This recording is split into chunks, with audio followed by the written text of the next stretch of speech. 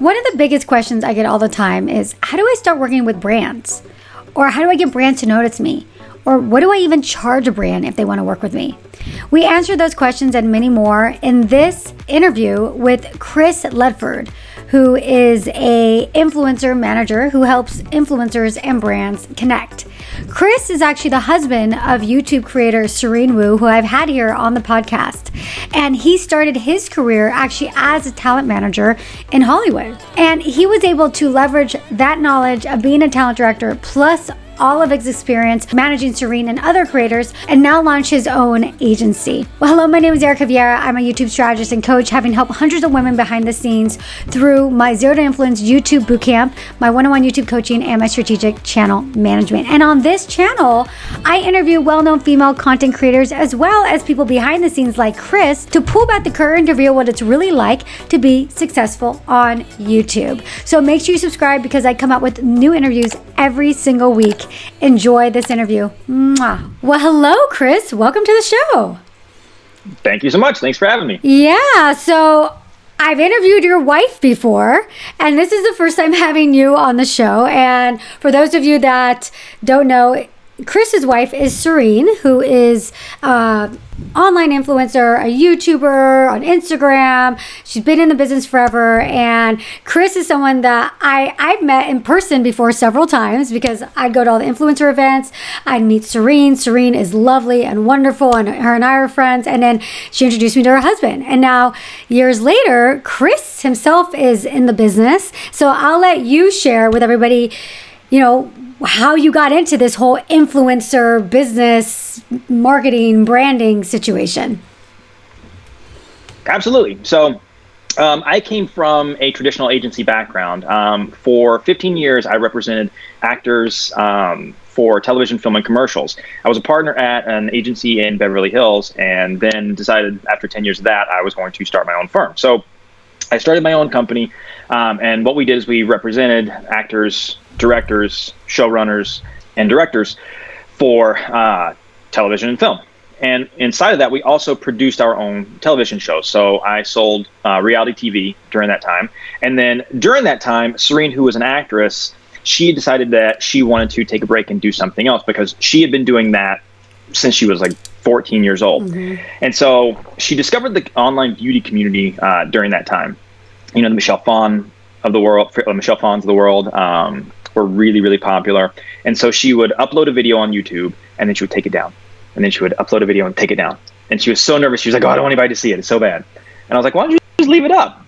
And so she finally decided to leave it up. And so Serein was always that person who, if you were her friend and you had a question about skincare or, what foundation, you should use, she was the person that you would go to. And so that's kind of what her channel became. And during the time too, she was dealing with some depression that, she was working through, and the online community really helped her work through it. And if you remember, her channel back at that time was called Dress Yourself Happy. And that's what it really was. Even those days where she was really, really down and really depressed, she would get up, she would put on some makeup, she would put on, get dressed and put on clothes, even if she wasn't going anywhere. But just that process of getting up and putting herself together made her feel 10 times better. And so that's what she kind of wanted to share with everyone. And she got really good at it. And Allure magazine came along and they said, hey, would you like to be a part of our beauty blogger awards? And she was like, yeah, absolutely. And so once she was a part of that competition, her channel started to take off a little bit. Mm-hmm. And then after it started to take off, she would get these contracts of like brand deals and whatnot. And I always wanted that to be her thing. She and I had worked together for a long time when she was an actress and I was her agent. And, I wanted this to be her thing without me. I'll help if you need me to, but this is you're building this. I'm super proud of you. And so she would pull me in slowly, little by little, and she would say, hey, can you please take a look at this contract? Can you make sure that everything's all right? And that's when I discovered that this was such a new industry. Back then, it wasn't even really called social media. It was just called new media. And the contracts that she was given, it was very, very clear that, one-sided. Whoever wrote them either, they didn't know what they were doing or they were very aware of what they were doing. Mm-hmm. And so I would help her negotiate rates and, take this out of the contract, have them add this. And like I said, little by little, she kind of like pulled me into the process more and more and more. And then I started to notice a trend. Like we at the management company that I owned at the time when we were working with actors and everybody, for the amount of time I was putting in there, we weren't making as much per deal as what we were making off of Serein's like channel and all of her content. I was like, well, this is kind of bizarre because, I just spent the last 15 years of my life representing one particular group of people. And now inside of, a year, I see the trend with what she's doing. And also I would see friends' kids and, they would be sitting in front of the TV and they would be watching the TV and they would be on their phone and on their tablet and have a laptop in their lap. Right. So I was like, oh, this is definitely where this is going. Right. Because their attention span is nil. Like, unlike when I was a kid, you would sit down for an hour or half an hour and watch a complete TV show and just utter, amazement. These kids, it was like, I need 10 seconds here, I need 5 seconds here, I need 30 seconds up here. And they were just like back and forth, to every platform. And so we made the decision I was going to close down the management company and we were just going to work together full time, in social media. And so that's what we did for quite a while. And then I started to take on, new clients, but I always kept the list really small. It was like Serein and maybe 2 other people. And then I decided I was going to, add some people to the list. And then that's where you start to see, because when you have a bigger, pool of people to see everything from, you start to notice trends and everything along the way, because I can put together trends from Serein and the 2 other clients that I have and like notice similarities. But when those similarities stretch out over, 10, 15, whatever clients, then you start to go, oh, here's where the problem lies, with what we're doing or what they're doing. And here's how we can fix that. Interesting. So now you have an agency. What's it called? It's just called Ninja.social. Ninja.social. Okay. And you represent online influencers or mainly YouTubers, or what types of people are on your roster? Yeah, so I have everyone from professional mixed martial artists and athletes to food bloggers to people in the beauty space. My list kind of runs the gamut of everyone that's online. Really, the only criteria I have is that you have some sort of online presence, and that can be like some of my clients only have an Instagram account. Yeah. And that's what they dedicate their time to. And then there's others like Serein who, Serein has 3 YouTube channels. She has Instagram, TikTok, blog, and a podcast, right? Like when I set up shop with Serein, one of the things that we wanted to do is we wanted to treat this like a multimedia company. And so if you look at a company like Clear Channel Communications, right? What do they have? They have, TV stations, they have radio stations, they have, outdoor billboards. And so that's kind of what I wanted. That's my vision for, when I was working with Serein in the beginning, was I thought, okay, if we have different platforms that, advertisers can come to, we always have an availability of something for someone, right? And so I remember when we started the podcast, it was a very male-driven space. Like there weren't any, female podcasts, female-driven podcasts on the market. And I told Serein, I'm like, hey, this is a new thing. Like everybody I know personally, guy-wise, is into podcasts. Like they love them. And I shouldn't say there weren't any female-driven podcasts. There were. I was around. Yeah, you were around. Yeah. And then I think maybe Fat Mascara was around. There was just very few. There were not. I knew when I was on it, there was like no women on, like no women podcasts. It was very, very small. So tell me, since you work so closely with brands and so intimately, having an influencer as a wife and being in that world, what is it specifically today that brands are looking for when they're looking to partner with an influencer? So that's a good question that has absolutely no one specific answer, because every brand is different. Like I don't have any explanation for it. Like some brands, they'll come to me. Like I have some clients that are like super artistic, and that's what they want. They just want really artistic content that the influencer can post on their platforms, but that they can then repurpose and kind of ride the coattails of their cool. And then there are some that just all they care about is reach. They just want numbers. So you just kind of have to, as a rep, when a brand comes to your client, your main job is to figure out what's their hot button, like what is they're really interested in. And sometimes they may not know, like they have a general idea of like, oh, okay, like, you know, we just want to work with influencers. We've been told, you know, that's the way to go, instead of us buying radio ads or TV ads. Like everybody's telling us, you know, do this. And then you kind of have to walk them through like, okay, well, like here's how you're going to have a return on investment, because that's the other thing too. Like with brands, sometimes they, you know, especially if it's an independent beauty brand or someone like that, they may have this misconception that, oh, we're going to spend, you know, X amount of thousands of dollars and that's going to lead to sales. Yeah, I get this in return, right? And I have to walk them through like, hey, that's not how, you know, advertising goes. Like, you know, there's any number, and I could spend all day talking to you about why that's not, you know, a logical way to think about this. But let's say that, you know, just as a quick, you know, brand X, right? They're where you can purchase their product. You can purchase their product on their website. You can purchase it on Amazon. You can purchase it in Sephora, and you can purchase it, you know, in maybe one or two other places, right?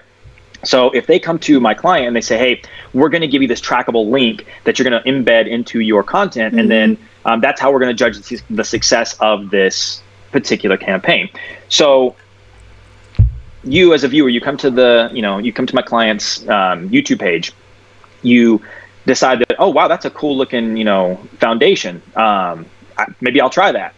But you don't click on that link, right? And then you're shopping in Sephora, and then you see it, and you see it again, right? And you're like, oh, I remember, like, you know, so-and-so was talking about that. That's really cool. And I either purchase it there or I don't. And then your best friend, you know, Becky is talking about this foundation that she bought, and you're like, oh, that's the one I saw in Sephora that Serein was talking about. Let me go on my phone right now and get it. And you go to Sephora or Ulta or whatever, and you purchase it, right? The initial point of contact that was made between you and that product came from the client. However, because it's available in so many different places, that wasn't the place that you ended up buying it from. It's also why affiliate links can be detrimental to the client's reputation between brands, because if you've got 37 different creators out there, all with different affiliate links for the same product, if someone's watching YouTube and they click on one channel and then on that sidebar they go, oh, that seems like an interesting video, and that leads them to two other videos with the same link, and that final link is the one they click on, it's not going to do it a good service of telling the brand, oh, you know, Serein or whomever was the one that initially made that contact. Yeah, and so how do the brands respond to that? Are they open to saying, okay, we're not going to look so much at this, you know, click-through rate of the affiliate links, or is it a struggle to get them to really understand that? Sometimes it's a struggle, and sometimes they just don't. Like, sometimes they can't get past it for whatever reason. But, you know, I try to explain to them, okay, well, if you were to go and you were to hire a advertising agency, and that advertising agency is going to hire a production company, who is then going to hire a director, who is then going to hire actors, who is then going to do a media buy where they're buying, you know, commercial, radio, everything else, and they're going to spend, you know, $1 million producing this commercial. You're gonna you know, play that commercial on television. Do you expect every time that, you know, do you think Lincoln, every time Matthew McConaughey's commercial about him driving down the road comes on, expects that someone's going to walk into a dealership and go, hey, I saw Matthew McConaughey in this commercial. I want your town car right now. Yeah. It doesn't work that way. That's not the way advertising works. Yeah. So I try to talk to brands in the same way that, you know, like they're conditioned to think. So if you know, if we're conditioned to see, you know, regular advertising, you know, from a TV perspective or a radio perspective, sometimes I think it's more easily digestible for them than this new space we find ourselves in, where, you know, everyone wants instant automatic results. Yeah. So, you know, when influencers are being contacted by brands, I think it's, you know, when they don't have somebody like you, it's like, where do they start when it comes to negotiations? Because usually it's it's either one of two ways. The brand comes out with a budget, or they'll ask the influencer, what's your rate? And what's the best way for an influencer to go about that, to get them ultimately to get them the most money possible? Because that's ultimately what I think they deserve and what they want. Yeah, start high. That's the best advice I can give you. Like, outprice yourself and then see where it goes. But don't be so demanding about it. Like, if you know that you've outpriced yourself, if you know that your rate is maybe higher than someone's going to pay, okay. Like, let's say you're a micro influencer, right? You're just kind of starting out, and you know that $2,000 for an Instagram post might be slightly more than someone's going to want to pay. That's okay. If you don't get that $2,000, you're not like devastated. However, if you say, hey, do you guys have $2,000 in the budget for this? And they go, you know what, right now, best we could do is, $750. If you get $750, like, and you're just starting out, that's a great get. Do you know what I mean? Yeah. So if you start high and then they come in, somewhere low, and you go back to them and say, you know what, I don't think I could do that, but I could do this. What do you guys think? Mm-hmm. The negotiation process is a dance. It's like, I'm starting here, you're starting here, and somewhere in that middle, portion is where we're going to meet up. And so I think creators get so worried about losing the deal. They do. That they underprice themselves, and they'll go, oh, you know what, I'll take $100. And it hurts the industry. It hurts the whole industry as a whole, because if every person really felt that way, these brands would have no choice but to start paying more. Yeah, you're completely right. And again, going back to what I was saying before, no matter what, the brand is coming out way better. Do you know what I mean? Because again, if they had to hire an advertising agency who had to hire all these people along the way, pay the actors, residual income based on how many times the commercial airs, they're spending millions of dollars, and frankly, not getting the reach that they're getting with someone who has a targeted audience for whom they're trying to reach. Do you know what I mean? And the content is evergreen. So the way that the Screen Actors Guild, the Actors Union, works is those contracts are only good for, I want to say 18 months. So every 18 months, that advertiser has to renegotiate with those actors. And upon renegotiation, if you have a good agent, they're going to demand a guarantee, per cycle, which means like every cycle, you're going to have to guarantee them, say, $5,000, before the residuals, kick in, right? So just on that principle alone, if you're working with an influencer and you're paying them whatever you're paying them, it is automatically going to be cheaper and more effective than what you would spend on like traditional advertising. Yeah, 100%. And so with people listening, a lot of people are micro influencers or they're just getting started. At what point should a influencer seriously start working with brands? When you feel like you have something to contribute, whether or not, because it doesn't always have to be about numbers, right? Like if you've got, a few thousand people following you, but you create really, really interesting content, like that's something that a brand has to pay for one way or the other, whether or not they're paying you as a professional content creator for that service, or they're just hiring someone off of Upwork or Indeed or whatever to create that content for their social platforms.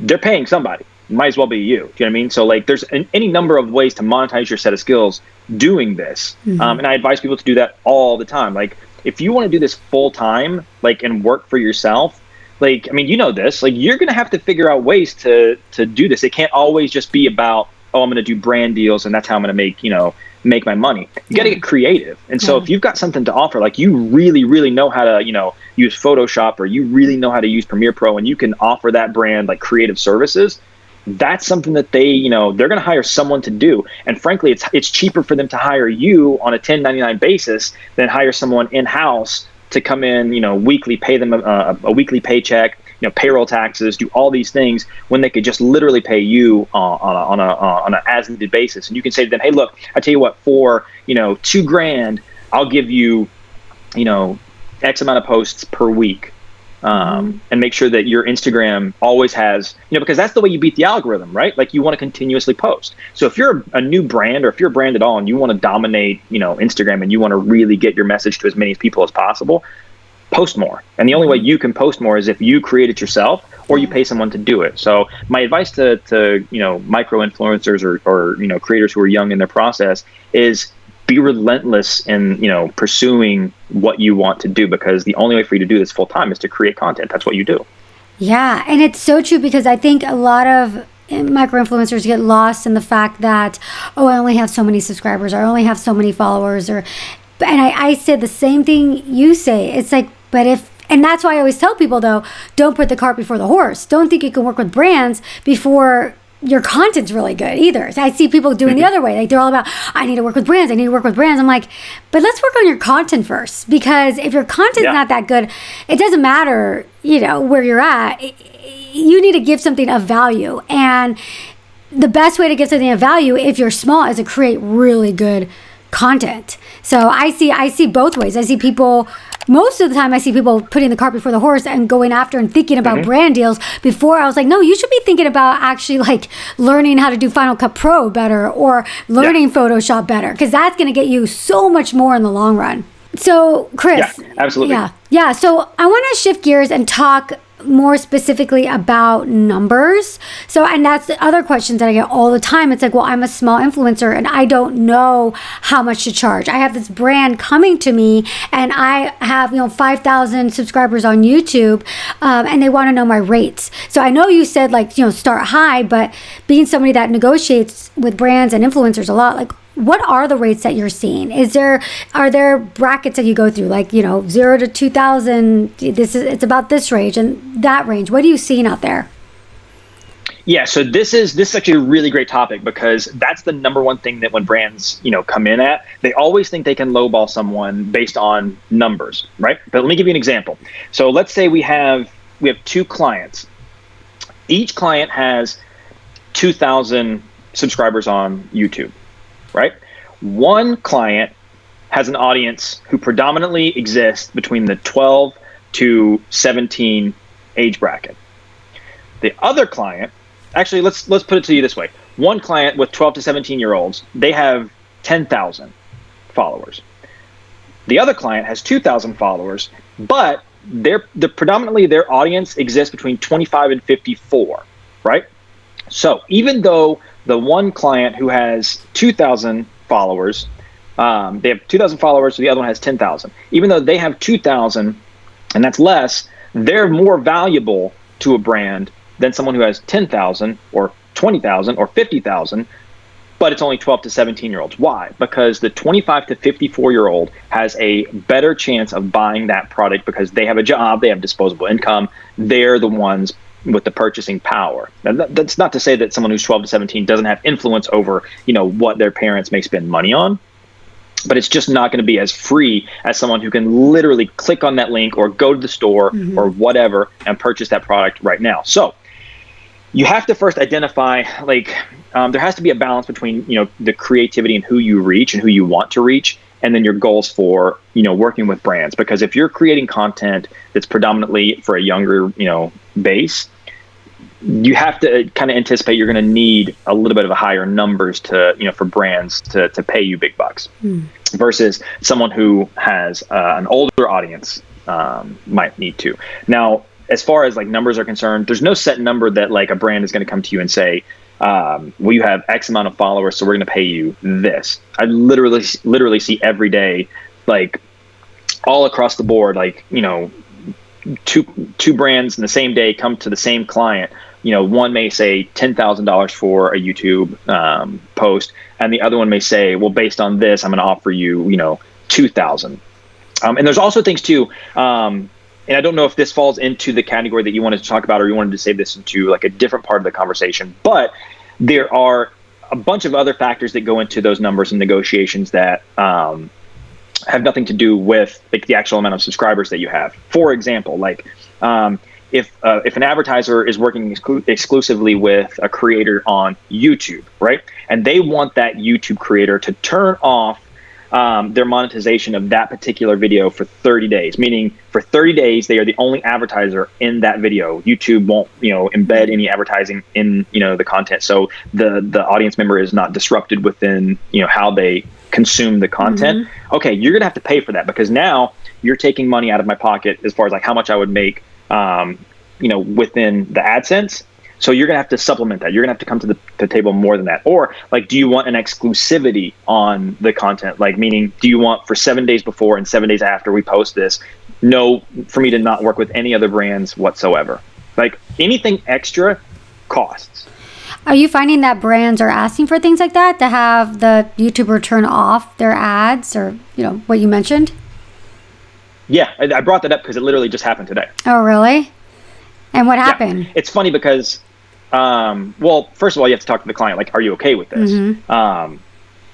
Because, some clients make a lot of money on AdSense. Yeah. And so that's your first and foremost, like you collect all the information and you go to the client and say, here's what we have. Here's my advice. Ultimately, the decision is up to you. What are your questions? What would you like to do? What would you like me to go back to them? And you just have that conversation and find out, what they're comfortable with.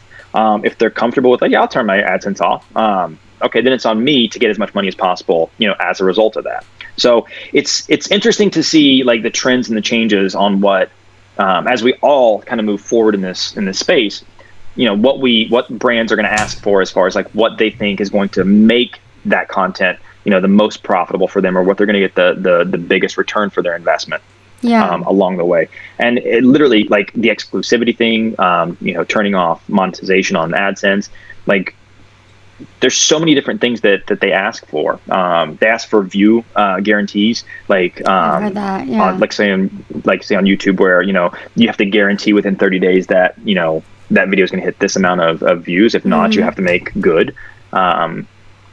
So yeah, just lots of different things that they ask for. Yeah. But anything they ask for, that costs more. It's a negotiation, right? So you have to, if you don't want to pay this rate, okay, we have to take out one of these asks. And so at what size do you find brands actually start getting interested in an influencer? Usually around the 10,000. That's when I see brands start to reach out, to influencers. That's not to say that beyond, below the 10,000 mark, it doesn't happen, because it does. I find that the best way, I work with clients that have less than 10,000, and typically what I'll do is I'll include them in a mass pitch, or if a brand is wanting to, if they've got a budget, right, and they come to me and they say, hey, we've got this budget, we want to work with, some influencers, who do you have? I'll say, okay, well, let's do this. Let's package X amount of people within that. So, there's a little smaller than what I know one of my other creators may accept.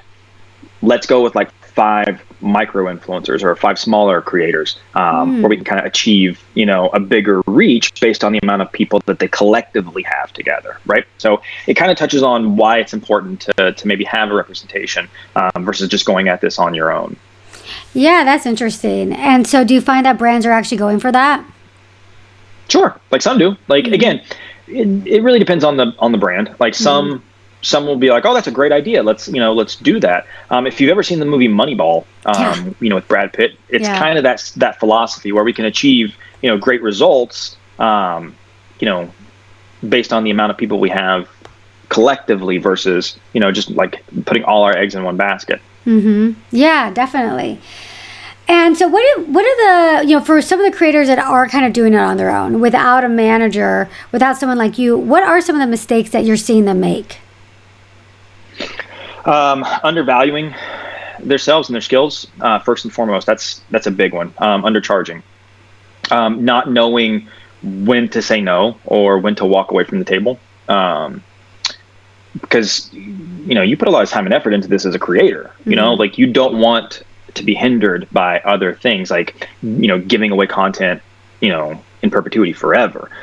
Again, not to say that's always a bad thing, but typically that's paid for. When a brand comes and says, okay, we're gonna pay you $150, and we want access to that content that we can use on our social platforms, that we can put money behind, we can use it any way we want to, anywhere in the world, for as long as forever lasts, and we're not going to pay you any more money after this ever. That's probably a deal you should walk away from. Do you know what I mean? For the one-time fee, let's say, you have a viral video in 2 years, you've gone from, 2,000 followers to 2 million followers. Now that brand is going to, get the benefit of, your face back when you had 2,000 followers, and people are going to maybe think it's this person is endorsing them right now. And the reach is way, way bigger. And if they can put money behind that, it's very beneficial to the brand, but you're not getting any benefit from it.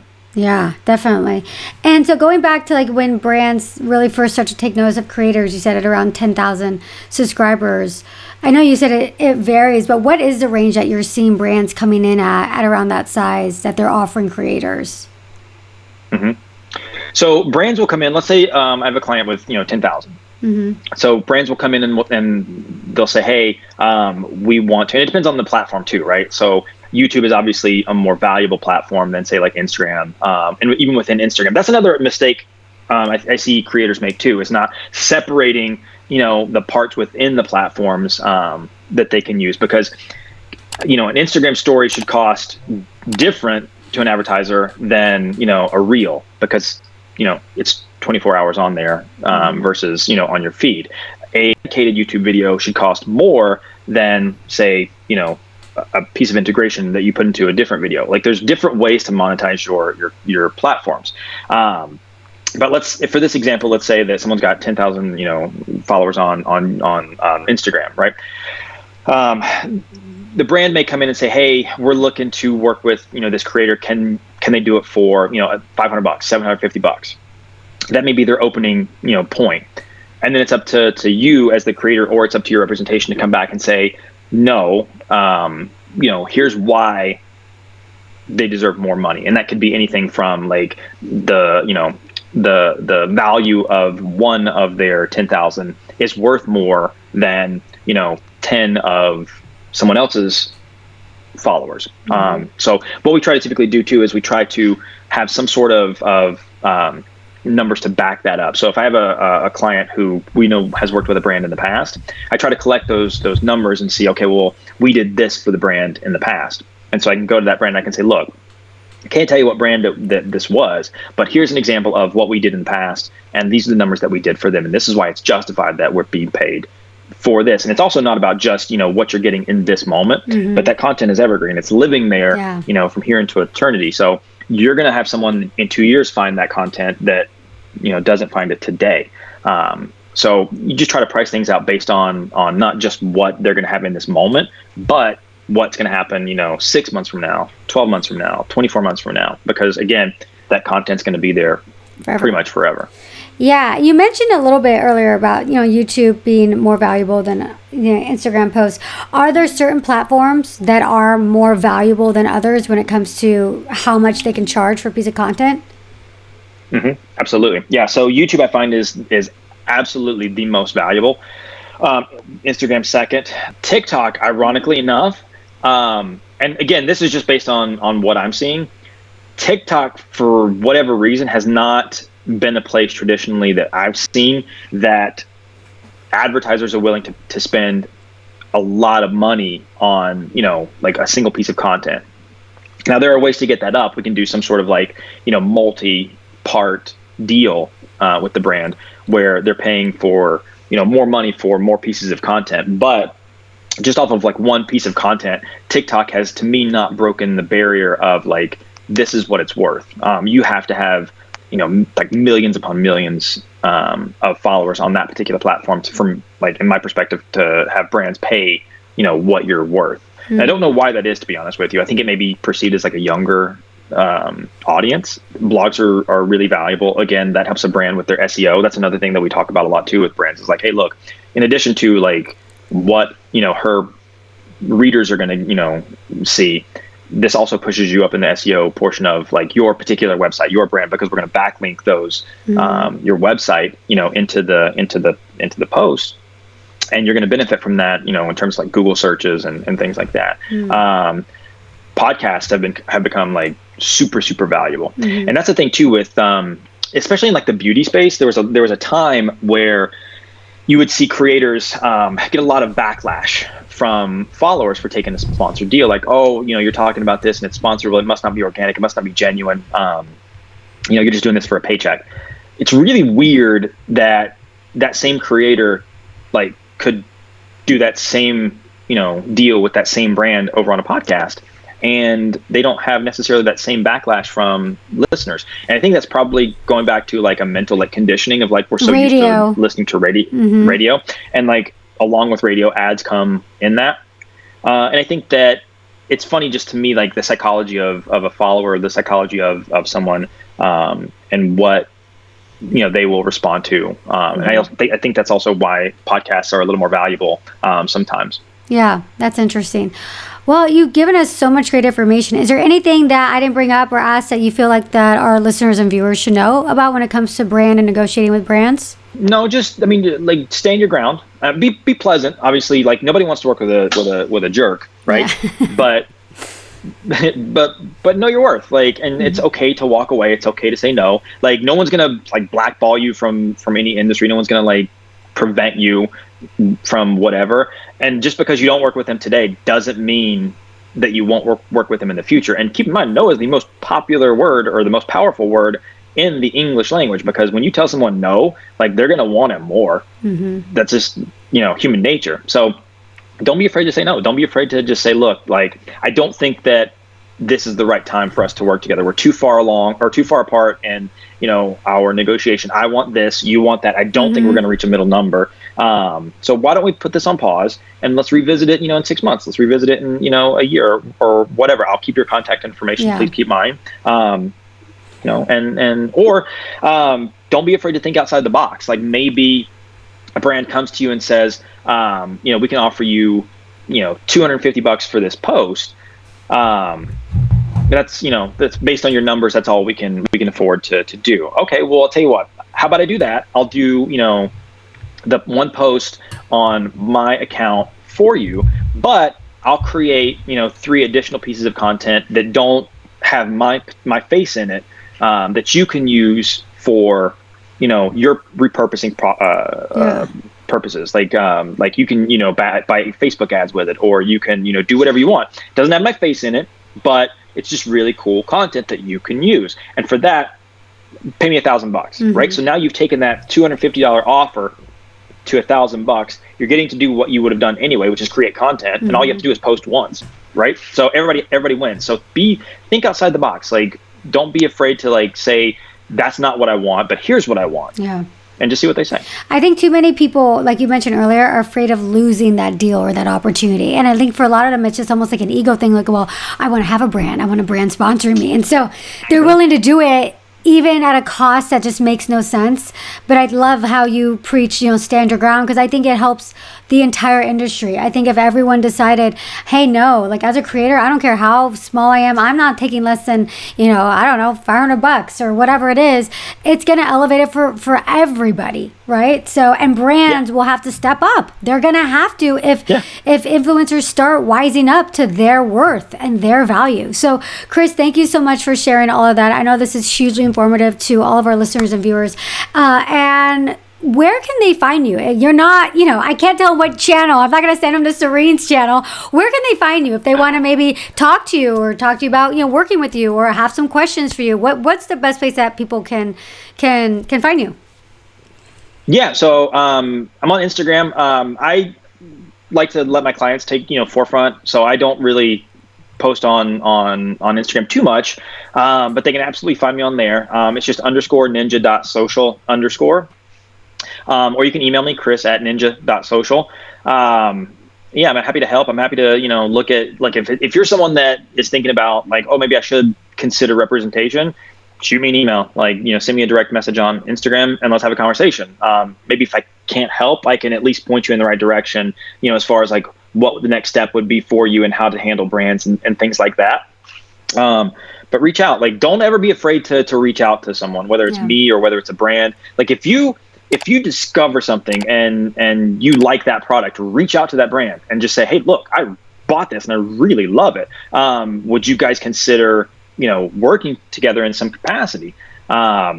Just like, it doesn't cost you anything, right? Like, worst they can say is no. And then what? Okay, well, move on. Like, doesn't make you not like the product any more or less. Yeah. But yeah, reach out, say hi, DM, email me.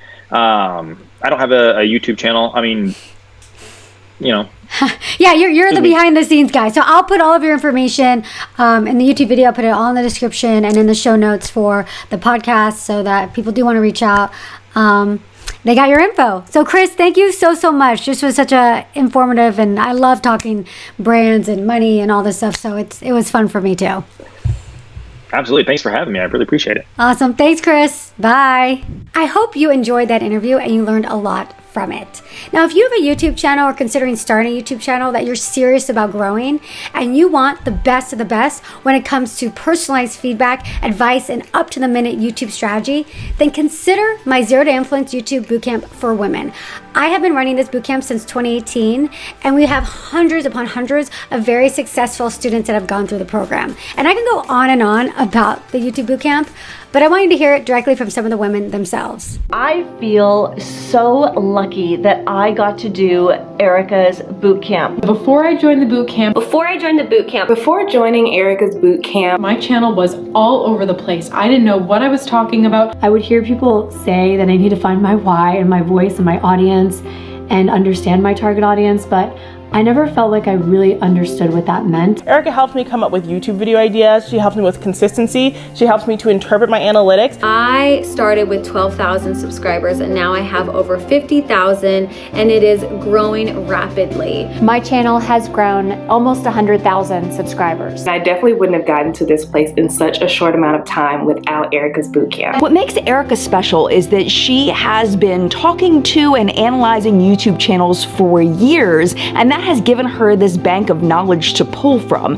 I'm constantly asking her questions about YouTube. I'm asking her advice about my YouTube channel. Taking the Zero to Influence YouTube Bootcamp was one of the best decision I could have ever made for myself, for my channel, for my own personal growth as a human being. I could not be happier. I love that it has reinvigorated me in such a beautiful way. So I am so happy that I've joined. You're crazy not to hire her. Get on it.